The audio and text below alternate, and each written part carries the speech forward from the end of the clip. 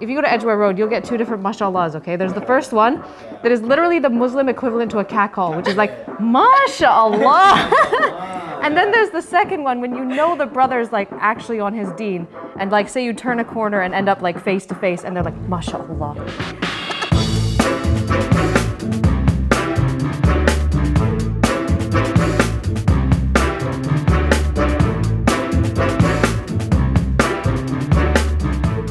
I don't think so, because like it depends who you are. Like I don't look to social media couples for like, I don't know, for like I don't really so that's what I'm saying, it depends who you are. I don't really analyze kind of their relationship or like really like care about unless I know them. Like it's like what he said earlier, it's only the people around me that like I kind of notice and stuff, and like yeah, so they wouldn't really have too much effect on me. That's why I'd say false, but I understand why you guys are saying true. Well, if you look at the way that it's ruined women's self-images, you know, the suicide and depression rate has skyrocketed because of all these filters and things that make people look like they don't actually look like in real life, and this standard has been raised. So the same thing is with couples. You see these people like jet-setting around the world, so in love, like, oh, my gorgeous husband and all these things, and like, you think that's, you know, it's obviously an immature mindset to think like that's how life really is.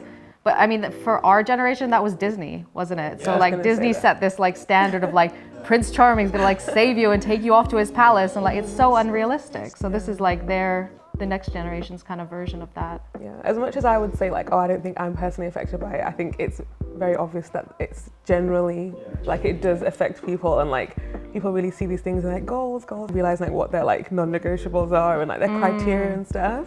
Like I've noticed a lot of people want the end game right at the beginning. Oh yeah. And then they forget that like our parents, for example, like they grew to like what they are now, but people are like, oh no, I want someone that's like my dad, and I'm like, okay, but your dad's established and it's like taking him time. He should be the CEO of a multi-million-dollar corporation at 22.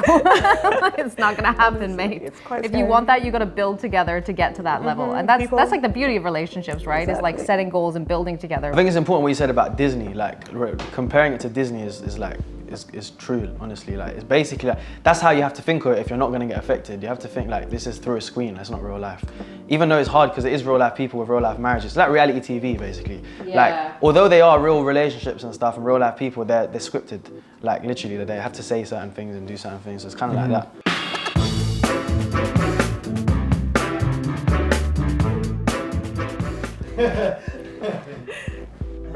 Yeah, that's unanimous. I used to think it doesn't really matter, but it does actually matter, because unfortunately, when there is like an extreme difference in attractability, there will be insecurities at play there, you know, and it does play into relationships as well. When things are hard and you're struggling and you look at that person and you don't like their personality at that point and you don't like their looks, there's really nothing making you want to be in that situation, you know. So at least if they've made you angry that day and you're like fed up with them as a person, at least you can look at them and be like, at least you're still good looking.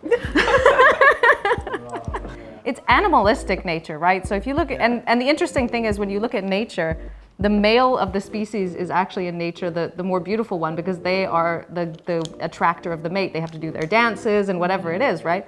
But like in the male human species, it's actually the women who tend to be like the ones who dress up and try to like look pretty and like attract their male. So obviously it shows that this physical attraction is very, very important. And that's not to say you have to have a hot husband or wife. Like there's someone for everyone. It's more like them being attractive to you, like your type of thing. I don't think it has to be like, oh, everyone has to find them attractive. Yeah. Like I always find it really like funny, like, you know, like with friends and stuff, and they'd be like, oh, what do you think of this guy? And I'm like, does it matter if what I think of him? Like, do you find him attractive? Because I always just think it's more just, do you find him attractive? And the best of friends, you don't find their kind of guy attractive. No, right? I'm like, if I find him attractive, is that not weird?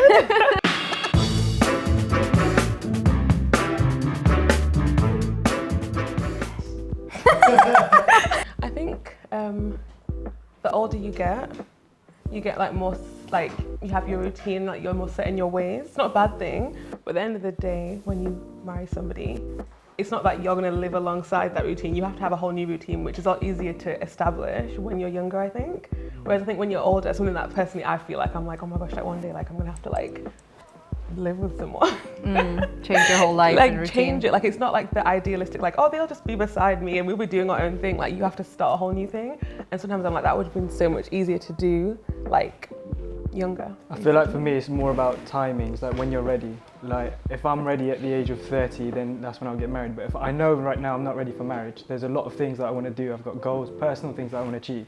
So I should be talking. There's a lot of goals and personal things that I want to achieve. So I know I'm not ready. So I think I'd give myself a max. I've given myself an age, probably up to like 25, 6 when I want to start looking. But even if it's as late as 27, 30, then I'll wait. But from 30 onwards, I need to seriously start looking. But you know what I mean? So I wish I didn't get married young because I felt like I don't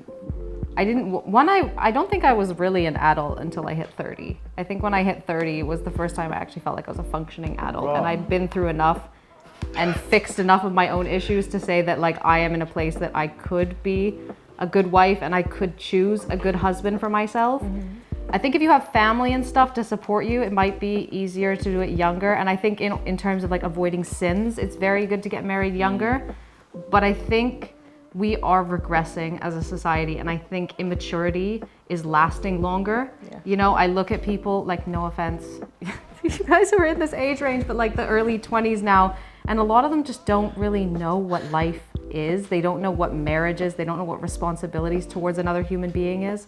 And then you want to add kids to that as well. And then, you know, so I think it depends on the person. It depends on the circumstances. Some people are ready to get married at 18. Some really need to wait longer. But I think until you know who you are and until you've really like developed as a human being, I don't think you should be looking for someone to spend the rest of your life with, because I don't think you really know what that means.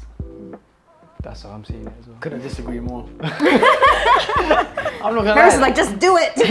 No, yeah, it's not just do it, like, but like, this is a mad world. Like, it's just a mad world. And like, I've traveled quite a lot, yeah, and I've seen the different societies and the different classes and different cultures and stuff. And it's just for me, it's always better to commit to. For me, discipline is a massive thing. Like in life in general, in my life, it's a massive thing. It's the only reason why I can kind of achieve like anything and kind of.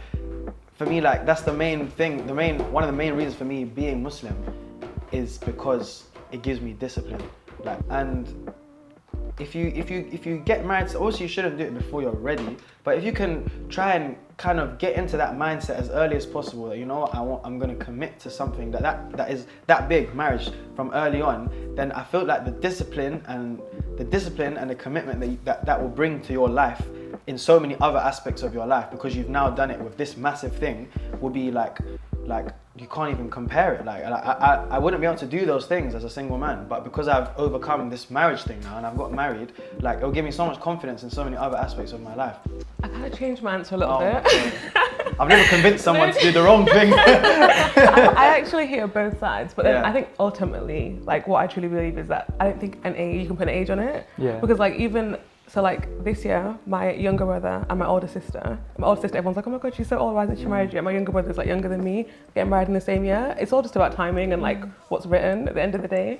So I feel like it would be easier to get married younger sometimes, but I don't think it's necessarily better, because like people get married young and then like it doesn't go well. And then, yeah, like people get married older and it's harder because they left it. So I don't really put it on an age thing. Circumstances and personal Yeah, of development course. sort Yeah. of stages. Yeah.